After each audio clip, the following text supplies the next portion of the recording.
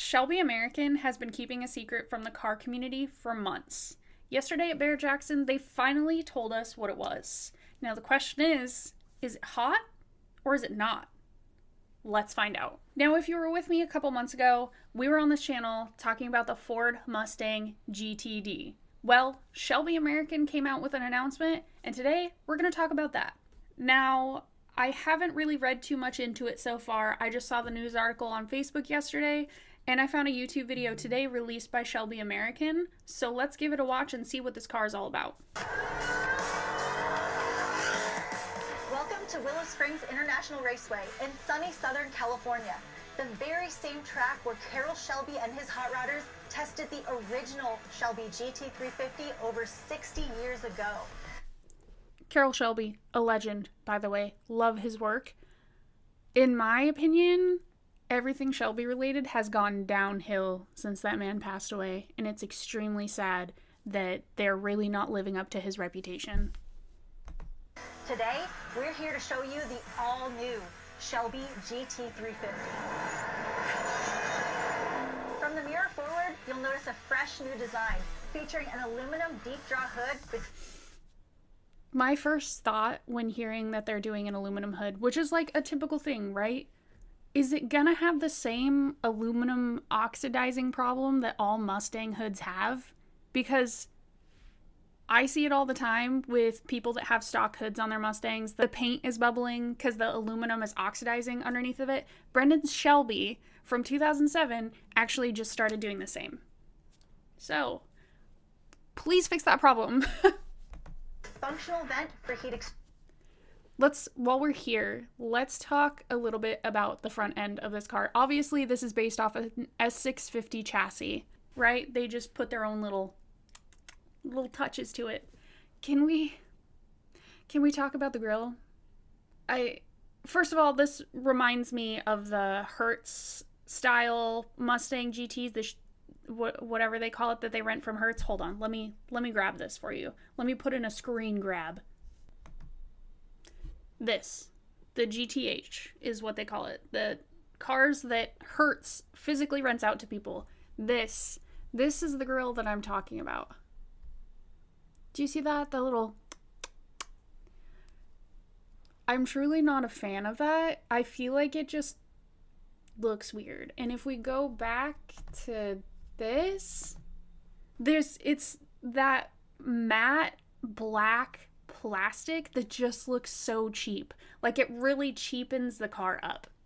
Because we all know if we have that black cheap plastic, we all know that it fades and it looks like crap in a couple years. So why are we putting this on a Shelby? I feel like you really just dropped that down there. But let's continue. The upper, lower, and outboard grills are a traditional Shelby design, which are complemented by a new three-piece front splitter. In traditional Shelby fashion, the GT350 features I don't even know how to explain how I feel about this car, because if you cover up the nose of it, just cover up the nose, it looks really good.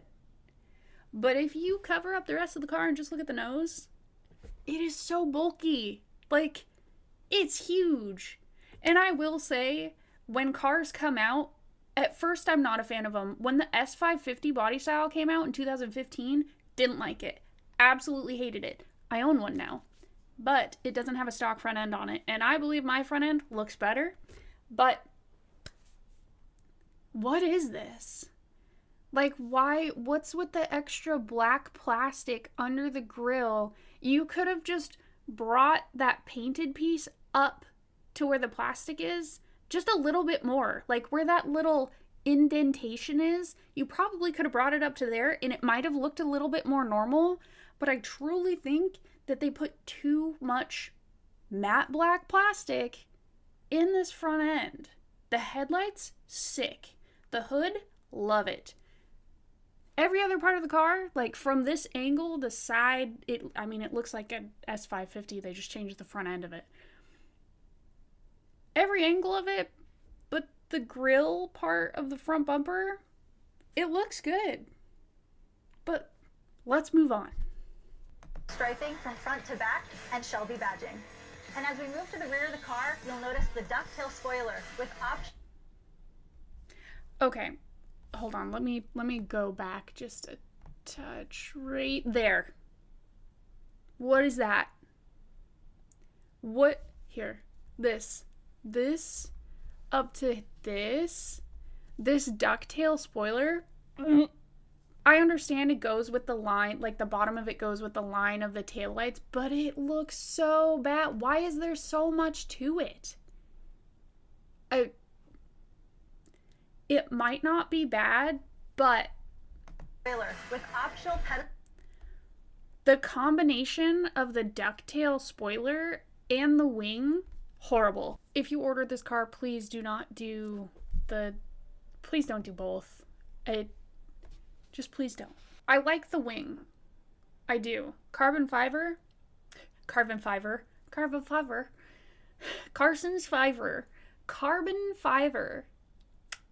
looks very clean on the car. I will say that. The carbon fiber wing and the duckbill, I know they said that you can get the duckbill and no wing, and that might look good, but I'm curious if you can do the wing and no duckbill, because I feel like that would look 10 times better. They get to listen to the beautiful sounds coming from that Borla catback exhaust system. I am glad that they went Borla over Corsa, because Borla does sound better in my opinion. So there's a plus. Now we can't forget about the supercharged V8 engine making those beautiful sounds. With a 3-liter Whipple supercharger, the GT... Supercharger not included in green states. Purchase and installation of supercharger sold separately in green states. HP ratings are climate adjusted based on use of 93 octane. Yeah, of course. What states in the US are green though? So where can you not get a supercharger on this car? I don't even know how to look this up. How do I look up what states are green states? Okay, I think this is what classifies as green states. I'm not entirely sure. It's not very clear on what green states mean. So I'm going to go off the EPA's CARB states, because that makes more sense, because California is at the top of the list. And of course, we all know that California has the most restrictions. So according to my Google search, please don't rely on it heavily. This isn't an actual fact. The green states where you cannot get a supercharger on this car are California, Connecticut, Delaware, Maine, Maryland, Massachusetts, New Jersey, New Mexico, New York, Oregon, Rhode Island, Vermont, Virginia, and Washington. That is 14 out of 50 states.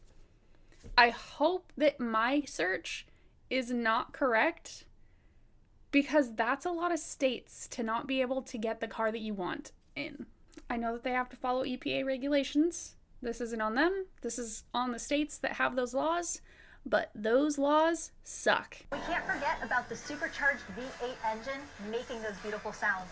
With a 3-liter Whipple, by the way, 3-liter Whipple.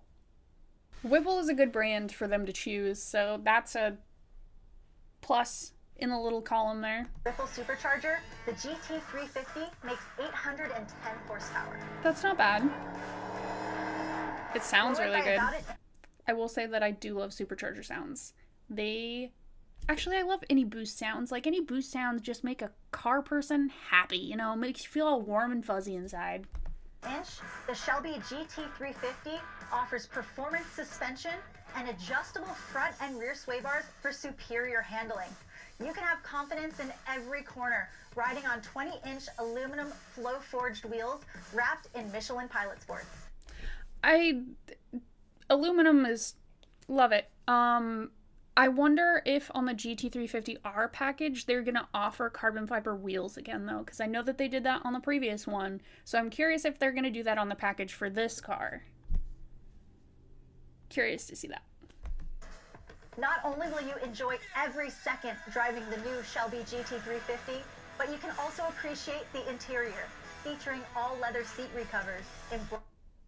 The stitching style in the seats reminds me of Audi's stitching style. Embroidered floor mats, Shelby door sill plates, and if you get a manual, a short throw shifter. I think we can all say that when Shelby released the GT500 and the new GT500 and only released it in automatic, sorry, I didn't mean to hit the mic there. They only released it in an automatic. We were all so disappointed. So the fact that they're bringing the manual back in these cars, thank you. And Shelby shifter ball. You'll also notice a serialized dash, serialized engine plaque, puddle lamps, and engine cap set. For more information on the new Shelby GT350, visit shelby.com or visit your local Shelby Ford dealer. So I feel like they didn't really tell you a whole lot about the car in the video, and I read something, and I would like everybody else. First of all, the question we were all wondering, of course, starting price, $110,000. Now that is 2025 with 810 horsepower based on manual transmission with the 300A package 2025 Mustang GT. Hold on. Let's read the brochure. Oh my god, you can read the brochure. Okay. GT350. 2025 Shelby GT350 features a 5-liter V8 engine available in 480 or 810 horsepower, which 810 horsepower supercharged, obviously. So it states that it has a 5-liter V8 in it. Now, is that the Coyote? Are they putting... Hold on. I know that everyone's going to make fun of me for how I just said that. The Coyote? I'm from Montana. We say Coyote. So is it the Coyote in the car? Or is it a different platform 5-liter V8? I'm curious about that because obviously they did the Voodoo in the previous generation GT350. Now, the flat plane crank was an odd thing for most people to grasp. It sounded great. The first generation of the Voodoo with the flat plane crank, problems. They fixed it though, but they're not bringing it back. I'm a little curious about that part. So obviously, manual or automatic, they're giving you the choice. Reduced weight, track-ready suspension. Oh, wow. In 1965, Shelby only produced 562 GT350s. They're doing the same for 2025. That's interesting. So they're only building a limited amount of these cars themselves. Very odd, but honestly, I don't think too many people are going to buy these. S650s had a record low year of sales this last year. A record low. Is that because they're too expensive or because nobody likes them? As far as I can see, though, they're not being specific as to who is qualified to get them. They're not limiting the qualifications like they did the GTD. Well, that was Ford, not Shelby, but they're not limiting who is able to buy them by what you have or what you've bought in the past. So that seems like a plus. Also, it does say that the styling honors its legacy with 60th anniversary badges, carbon fiber accents. Cool. So here we go. Here's the car without the wing, just the duckbill. Do I like it? No. I think it looks better with the wing. This one looks like it doesn't have the duckbill, but I think it should have a wing, in my opinion, and I believe it would look better. The optional parts are the rear pedestal wing, the carbon fiber package, and the performance pack. So I'm curious, are they going to show us the difference between those? They're not. So apparently that's just a secret. I'm curious if they have another brochure that tells you what those packages include. Specifically, I'm curious if it's just like carbon fiber accents, the performance pack, it's a different gearing, wheels and wing, just like the normal GT performance package. It really just seems like, to me, it looks like Shelby took a regular Mustang GT and they just customized it a little bit. Like, you know how all those little aftermarket companies, they take a car and they make their own body kit for it? It feels like that. Like, they just made little tweaks and they're like, Shelby. And I feel like this is not what Shelby is. It's not what Shelby used to be. Here we go. This one's a different video. Yeah, this is just a promo video. It's not telling me anything about the car. So it's really just repeating itself in all of this. Oh my god. They literally slapped like a Shelby kit on a Mustang GT. 810 horsepower, Whipple charged. I hate that. Whipple supercharged Gen 4 Coyote 5.0. They stuck with a Coyote in the Shelby. Shelby doesn't do that. First of all, the Gen 4 Coyote, absolute trash. I'm honestly super disappointed in Shelby for this. Like, Carroll Shelby is rolling in his grave to see what you guys have on. Like, you guys did a terrible job with this car. Absolutely awful. You're telling me that a Gen 4 Coyote is in this car with a belt-driven oil pump.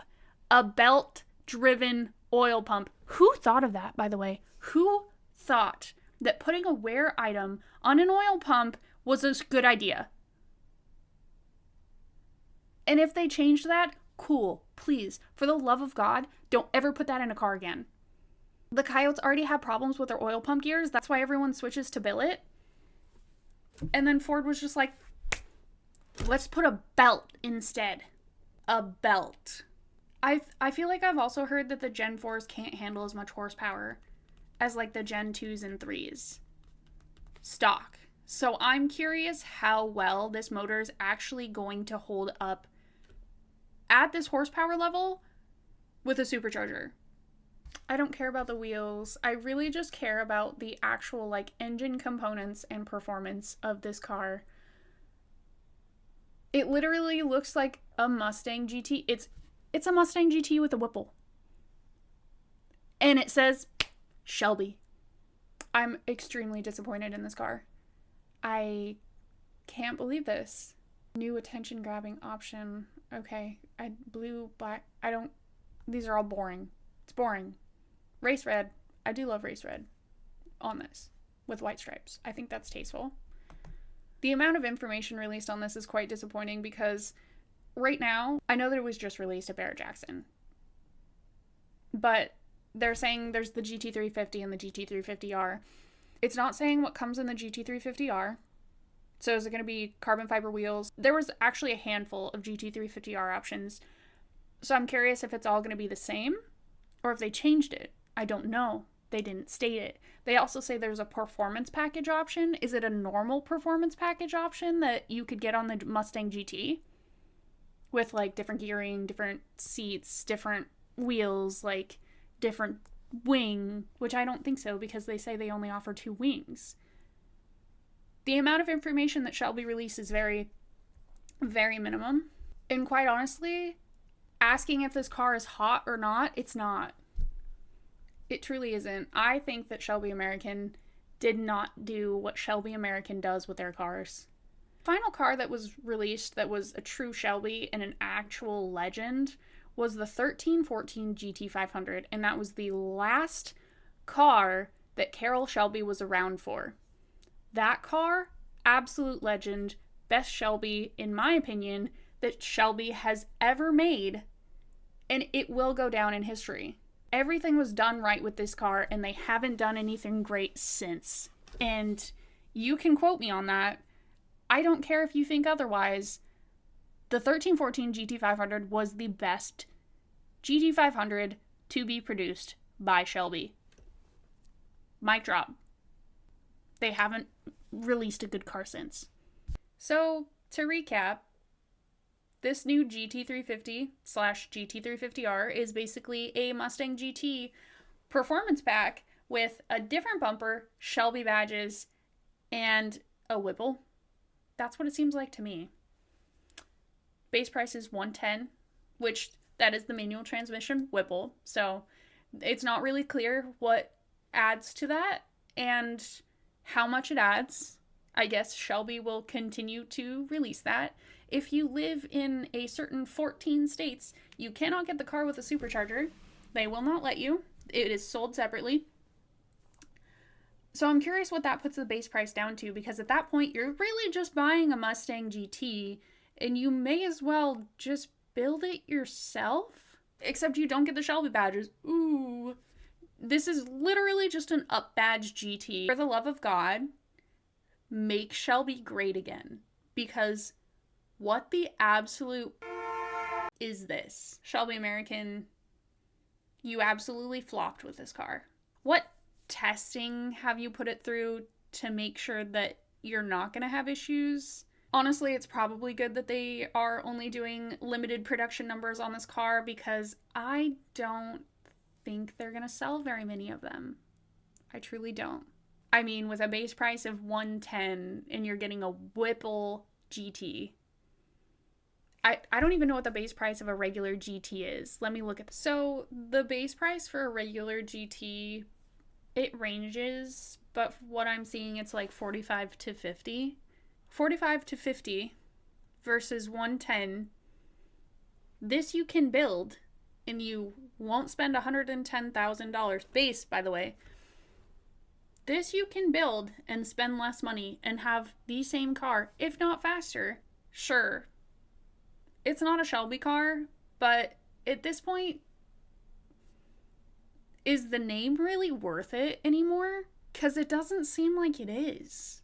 This is the first Shelby GT350, GT500, that range of car Shelby has ever come out with that has a coyote in it. They always have their own version of a motor, like the Voodoo, the Predator, the Condor. They always have their own. But it seems to me like they got lazy with this one. Like, the Shelby has always been an iconic car to me since I was a kid. Always been a Mustang person. Shelby is just like top tier. Shelby has most of my dream cars. And to grow up and see that this is what they've narrowed themselves down to, I feel like they've really lost what Shelby used to be. Truly. Like, I can appreciate the fact that they're trying to keep cars going as one of the, general manufacturers that still has sports cars and still tries to release manual V8 cars. Like, I can appreciate that. But this wasn't it. Anyways, let me know your thoughts in the comments. Do you think this car's hot? Do you think it's not? Let me know your thoughts, reactions. What questions do you have? Because I know I have a lot. Thanks so much for watching. Don't forget to like, comment, subscribe, and turn on notifications for new videos. Till next time.